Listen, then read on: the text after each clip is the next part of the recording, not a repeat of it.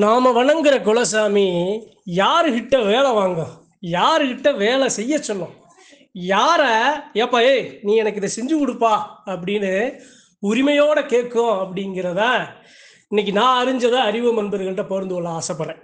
சரிங்க, குலசாமி எல்லையில எப்படி ஒரு கல்லை ஒரு துரும்ப நகட்டணும்னா கூட அந்த குலதெய்வத்தோட உத்தரவு வரணும்.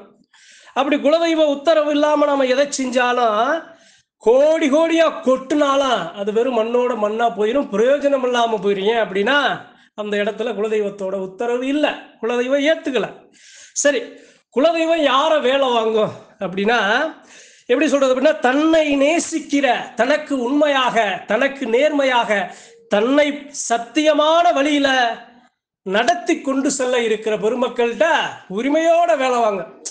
எப்படி ஆத்தாட்ட நான் சொல்லுவேன்ல, ஏம்மா எனக்கு இந்த வேலையை செஞ்சு கொடுமா, என் பிள்ளைகிட்ட சொல்லுவேன்ல, ஏப்பா எனக்கு இதை செஞ்சு கொடுப்பா அப்படின்னு உடன் பிறந்தவங்ககிட்ட சொல்லுவோம்ல.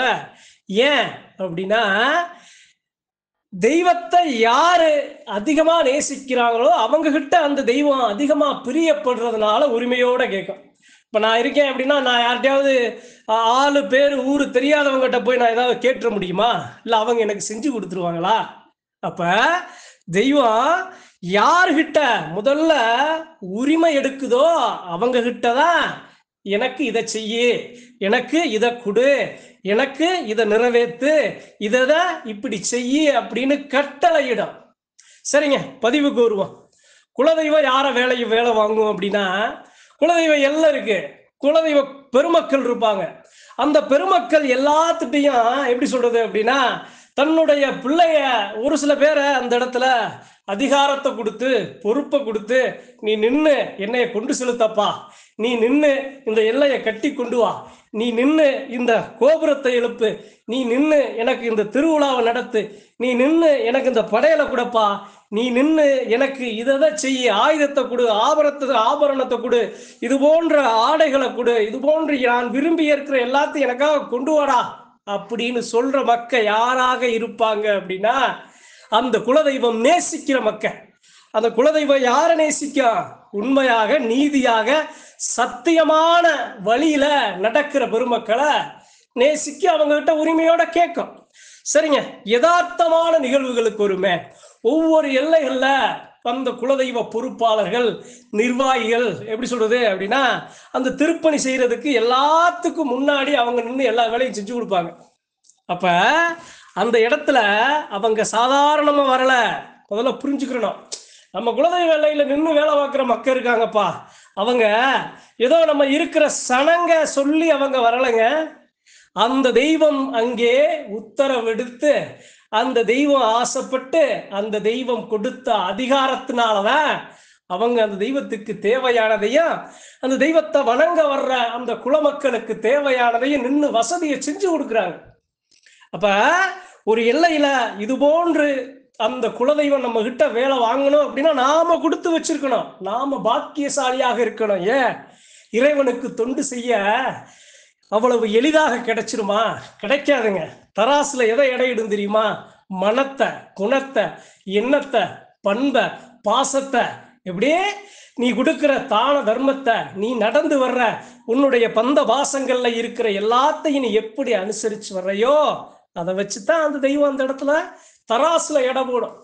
அப்ப அது போன்ற மக்களை தான் முன்னாடி நிக்க வைக்கும். அந்த மக்கள் சக்தி வாய்ந்த பெருமக்களா தான் இருப்பாங்க. ஏன் அப்படின்னா அவங்களால எந்த ஒரு காரியத்தையும் செய்ய முடியும், அந்த காரியம் ஜெயிக்கிறதுக்கு அந்த சாமி கூட நிற்கும். அதனால குலதெய்வ எல்லையில இருக்கிற இந்த பெருமக்கள், பொறுப்பாளர் பெருமக்கள் எல்லாருமே போற்றப்படணும், அவங்களுக்கு மரியாதை செய்யணும். ஏன் அப்படின்னா சாமி எப்படி நின்று எல்லா மக்களையும் காத்து வருதோ அதே மாதிரி அந்த சாமிக்கு மறு உருவமாக அங்கே பொறுப்பாளர்களும் நிர்வாகிகளும், எப்பா நம்ம பிள்ளைய வருதப்பா, சாப்பிட்றதுக்கு நம்ம இதை செய்யணும், தங்குறதுக்கு இதை செய்யணும், நம்ம பிள்ளைகளுக்கு சகல வசதிகளையும் செஞ்சு கொடுக்கணுமாப்பா, பாதுகாப்பா நிற்கணும், நம்ம சாமிக்கு பூசையை கட்டணும், நம்ம சாமிக்கு திருவிழா எடுத்து அழைச்சி வரணும், நம்ம சாமிக்கு அன்னதானம் போடணும், நம்ம சாமிக்கு அங்கங்க எல்லாரும் நின்று எல்லாரும் ஒன்று கூடி நம்ம செஞ்சாத்தானப்பா நம்ம சாமி, நம்ம எல்லையும் நல்லா இருக்கும், சாமியும் நல்லா இருக்கும், அந்த எல்லைக்கு வரப்போற சனங்களும் மகிழ்ச்சி வரும் அப்படின்னு உரிமையோட ஏன் நிற்கிறாங்க அப்படின்னா அந்த சாமிக்காக, அந்த சாமி இட்ட கட்டளைக்காக. சரிங்க, பதிவுக்கு வருவோம். எல்லா எல்லைகள்லையும் இது போன்று பொறுப்பாளர்கள், நிர்வாகஸ்தார்கள் எல்லாருமே சரியா இருந்தாங்க அப்படின்னா அந்த எல்லையில எந்த ஒரு பிரச்சனையும் வராதுங்க. ஏன் அப்படின்னா சாமி எப்படி ஒரு பிரச்சனை வரும்போது மக்களுக்கு முன்னாடி நிற்குது, அது மாதிரி அவங்க நிற்பாங்க. என்னையா வாங்க, இப்படியா, இதை இப்படி நம்ம சரி பண்ணிக்கிறோம் அப்படின்னு எல்லா பிரச்சனைகளையும் தீர்வை கொடுக்கும் பெரும் சக்தி வாய்ந்த பெருமக்கள் தான் அந்த குலதெய்வ எல்லையில இருக்கிற அந்த பெருமக்கள், அந்த முக்கிய பொறுப்பாளர்கள். சரி, அவங்களுக்கு என்னங்க லாபம்? நாங்க இருக்கோம், நாங்க 1000 பேர் இருக்கோம், 1,00,000 பேர் இருக்கோம். அந்த 1,00,000 பேருக்கு அந்த 10 பேர் முன்னாடி நின்று எல்லாம் பாக்குறாங்க. அவங்களுக்கு என்ன லாபம்? நீங்க சொல்லிட்டீங்க, சாமி அவங்ககிட்ட உரிமையோட வேலை வாங்குது, அவங்க பாக்கியசாலிகள் தான், அவங்க கொடுத்து வச்சவங்க தான். ஆனா அவங்களுக்கு என்ன லாபம்? நான் இருக்கேன், நான் கோவில் நிர்வாகியா இருக்கேன், ஒரு பொறுப்பாளரா இருக்கேன், நான் போய் அந்த சாமிக்கு அந்த எல்லைக்காக அந்த குல மக்களுக்காக நான் நின்னேன் அப்படின்னா எனக்கு என்ன லாபம் அப்படின்னு கேட்டா, குலதெய்வத்தோட அருளை முழுமையாக எனக்கு கிடைக்கும். எப்படியே நெஞ்சுக்கு நெருக்கமா என்னை வைக்கும். அதே சமயம் எனக்கு ஒண்ணுன்னா என் சாமி துடிக்கும். நான் ஒரு காரியம் செய்யறேன், ஒரு நல்ல விஷயத்துக்காக நான் செய்யறேன், அதுல நான் தோல்வி அடைஞ்சிட்டேன் அப்படின்னா என் மனசு வருத்தப்படுற மாதிரி என் பிள்ளை மனசு வருத்தப்படுதே அப்படின்னு எந்த சாமிக்கு நான் நின்னனோ அந்த சாமி எனக்காக என்னைய நினைச்சு ஏன்னா அந்த தெய்வத்தோட நெஞ்சுக்கு நெருக்கமா வச்சு எனக்காக அந்த இடத்துல ஒரு கலங்காதப்பா, ஏய் இப்ப நீ இது ஜெயிக்கல, நாளைக்கு ஜெயிக்குமாப்பா அப்படின்னு எனக்காக அந்த தெய்வம் கூட நிற்கும்.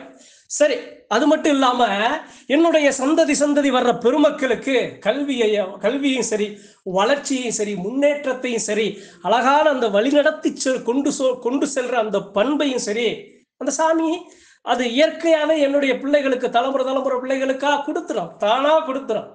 என்னைய கஷ்டப்பட விடாதுங்க. ஒரு தீவினை என்னை எளிதில் வந்து நின்றாது.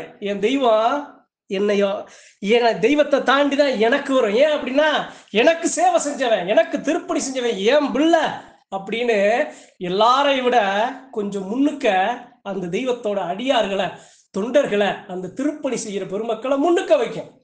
சரி, இன்னைக்கு இந்த பதிவுல இன்னைக்கு நான் சொல்ல காரணம் என்ன அப்படின்னா, எவ்வளவோ குலதெய்வ எல்லையில எவ்வளவோ பொருளாளர்கள், எவ்வளவோ பொறுப்பாளர்கள், எவ்வளவோ அந்த நிர்வாகிகள்லாம் இருப்பாங்க. அவர்கள் எல்லாரும் மரியாதையாக நடத்தப்படணும். போலாம் போக்குல பொத்தாம் பொதுவா நம்ம பேசிட்டு போயிடுவான்.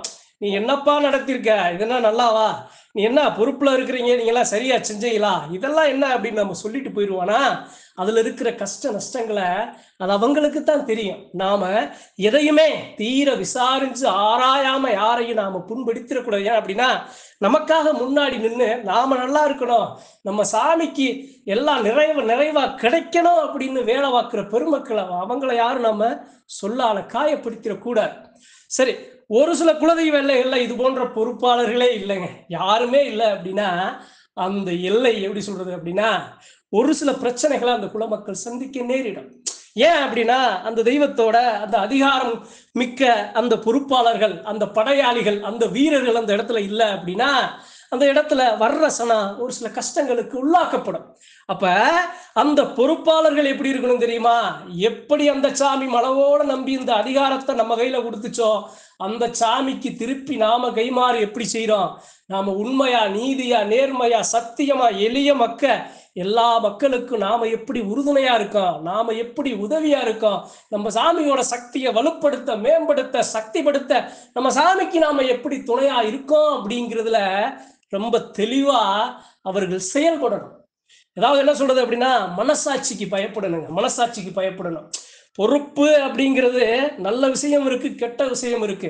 அந்த அதிகாரத்துக்கு ஆசைப்பட்டு குறுக்கு வழியில செய்யக்கூடாத காரியங்களை செஞ்சு அது போன்ற அந்த இடத்துக்கு வர்றவங்க தங்கரிக்க மாட்டாங்க. ஒரு காலத்துக்கு அப்புறம் இருக்கிற இடம் தெரியாம இல்லாம போயிடுவாங்க. ஆனா உண்மையா, நீதியா, எதையுமே எதிர்பார்க்காம அந்த எல்லையில போய் நான் கூட்டி சுத்தம் பண்ணா போதுமையா, என் சாமிக்கு தேவையான அந்த உடைகளை நான் துவைச்சு போட்டா போதும், அந்த தெய்வத்துக்கு அந்த எல்லைக்கு வர மக்களுக்கு அன்னதானத்துக்கு நான் பரிவாரம் அவங்களுடைய இலை எடுத்து அவர்களுக்கு நான் பணிவிடை செஞ்சு வர்ற மக்களுக்கு நான் ஒரு உதவியா, ஒரு அரும்பா, ஒரு துரும்பா இருந்தா கூட போதும், என் சாமிக்கு தெரியும் நான் செய்யற வேலை வேற யாருக்கும் தெரிய வேணான்னு இருக்கிற அந்த பெருமக்கள் இருக்காங்கல்ல, அவர்கள் எல்லாம் போற்றப்படக்கூடியவர்கள், குலதெய்வத்தின் முழுமையான அருள் பெறக்கூடியவர்கள். எல்லாருக்கும் அந்த வாய்ப்பு கிடைச்சிடாதுங்க. குலதெய்வத்தோட முழுமையான மகிழ்ச்சி, முழுமையான சந்தோஷம், முழுமையான அரவணைப்பு யாருகிட்ட நிறக்க கொடுக்கணும் நினைக்குதோ அவங்களத்தான் இது போன்ற நிலையில நிப்பாட்டான. அவங்களுக்கு ஒரு சில கஷ்ட நஷ்டங்கள் வரும், ஒரு சில மன கஷ்டங்கள் வரும், மனச்சடவுகள் வரும். ஏன்னா எல்லாத்துலயும் அந்த சாமி கூட நிற்கும், சத்தியமா கூட நிற்கும். அப்ப அது போன்ற பெருமக்களை, பொறுப்பாளர்கள், அந்த தெய்வத்தோட திருப்பணி செய்யற பெருமக்களை நாம எப்போதுமே அவர்களுக்கு சரியான மரியாதையை கொடுத்து, அவர்கள் நம்மை பார்க்கிற மாதிரி அவர்களை நாம, ஐயா நீங்க எப்படி இருக்கீங்க, நல்லா இருக்கீங்களா, நீங்க சாப்பிட்டீங்களா, நீங்க உட்காருங்க, நீங்க ஏன் நானும் கூட வர்றேன், நான் நீங்க பொறுப்புல நான் கூட வந்து நம்ம எல்லாரும் ஒன்னா செய்வோம், இது பெரிய வேலை, நீங்க ஒரு ஆளா கஷ்டப்படாதீங்க அப்படின்னு எல்லாரும் சேர்ந்து செய்யறத அந்த குலதெய்வத்தோட மகிழ்ச்சி, அதே சமயம் அந்த குலமக்களுக்கு விருத்தி. அதனால இந்த பதிவுல அறிவோம் நண்பர்களுக்கு சொல்றேன், உங்க எல்லையில இருக்கிற பொறுப்பாளர்கள், பொருளாளர்கள், தலைவர், துணைத் தலைவர், செயலாளர், துணை செயலாளர், பொருளாளர், துணை நிர்வாகிகள், இது போன்று எத்தனை பொறுப்பாளர்கள் இருந்தாலும் அவர்கள் தவறே செய்தாலும் நீங்கள் கொஞ்சம் அதை கடந்து அவர்களுக்கு சரியான மதிப்பையும் மரியாதை, அவர்களுக்கு கரங்களை வலுப்படுத்துங்க, அவங்களுக்கு ஊக்கத்தை கொடுங்க. அவங்க செய்யற பணிக்கு ஒரு தகுந்த ஒரு தன்மானத்தை, அவங்க எதை எதிர்பார்க்க, ஒரு மரியாதை தான், அதை நாம சரியா கொடுக்கணும். அப்படின்னா ஒரு ஆள் செய்யற வேலைய 3 ஆள் செஞ்சா எப்படி இருக்குமோ அந்த அளவு ஒரு ஆள் செய்வாங்க. அந்த அளவு சக்தி குலமக்கிட்ட இருந்து கிடைக்கும், அந்த குலசாமியும் கொடுக்கும். அதனால அது போன்ற பெருமக்கள் போற்றப்படணும், அவர்கள் பாதுகாக்கப்படணும். நம்மை பாதுகாப்போரை நாம் பாதுகாக்கணும், குலமக்கள் பாதுகாக்கணும், அவர்கள் மனசை கஷ்டப்படுத்திடக்கூடாது. ஏன்னா என்ன ஆகும் அப்படின்னா, நான் நாளெல்லாம் வேலை பார்த்து கஷ்டப்பட்டு கடைசியில மனம் உடைஞ்சு வெக்கி அந்த இடத்துல கண்ணீர் விட்டு போற அந்த அவங்களுடைய கண்ணீர்லாம், அதாவது எப்படி சொல்லுதுன்னா, ஒரு நிலையை நம்மளை அடைய வைக்காதுங்க. அதுக்கு காரணமானவங்களை, அவங்க ஒரு சொட்டு கண்ணீர் விட்டாங்க அப்படின்னா அதற்கு காரணமானவர்களை 100 சொட்டு கண்ணீர் விட வச்சிடும் அந்த தெய்வம். ஏன் அப்படின்னா அந்த தெய்வம் எடுத்த முடிவு, அந்த தெய்வத்தோட படை வீரர்கள், அந்த தெய்வத்தோட நெஞ்சுக்கு நெருக்கமாக அந்த தெய்வம் பெரிதும் நேசிக்கும் பெருமக்கள் தான் இது போன்ற திருப்பணியில ஈடுபடுற அந்த பொறுப்பாளர்களா, பெருமக்களா, நிர்வாகிகளா இருப்பாங்க. அவங்க காலத்துக்கு வணங்கப்படணும், போற்றப்படணும். தவறு செஞ்சா அதை நம்ம சரியான வழியில் அவங்களுக்கு சொல்லி அதை புரிய வைக்கணுமே தவிர அவர்களுடைய மனசை நாம கஷ்டப்படுத்த கூடாதுங்கிறதுக்காக குலதெய்வம் யார வேலை வாங்கும் அப்படிங்கிற நான் அறிஞ்ச ஒரு சில விஷயங்களை அறிவோம் நண்பர்களுக்கும் இது போன்ற குலதெய்வ எல்லையில திருப்பணி செய்கிற பெருமக்களுக்கும் பகிர்ந்து கொள்ள ஆசைப்பட்டேன். நன்றி, வணக்கம். மற்றும் ஒரு பதிவில் சந்திப்போம்.